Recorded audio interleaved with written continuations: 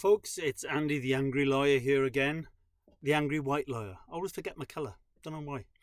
I had some blowback from some people on social media in relation to the video that I did on Muslims and why I felt that their beliefs seem to be incompatible with the Greens' stance on legalisation of drugs.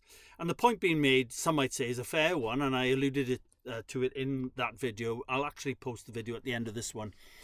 And that is, well, look, the Greens don't advocate everyone taking drugs, and Islam simply is a personal faith about one's personal beliefs and simply dictates that you yourself shouldn't take it, and it doesn't really matter what other people do.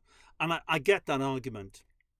But my argument to the contrary is this, that the Greens' stance is unequivocal. And Zack Polanski, the leader of the Green Party, who was interviewed by Laura Kuenssberg yesterday on the BBC, he actually said this. Let me quote him directly because I don't want to misquote him or quote him out of context.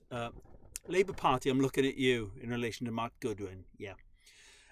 So what he said was this, quote, "If anyone wants to do it, that is take drugs, and they're doing it safely, fine. I'm glad people are having a good time," unquote.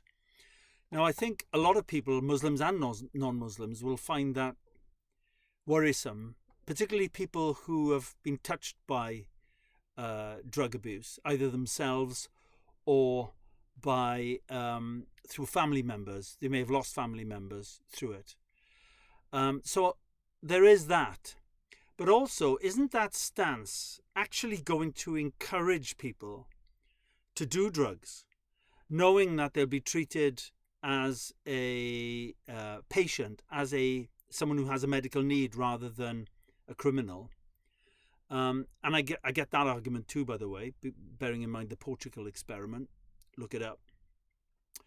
But I think this is really near the knuckle for many people, not just Muslims, but especially Muslims, because they believe clearly that anything that affects one's acuity is haram, forbidden.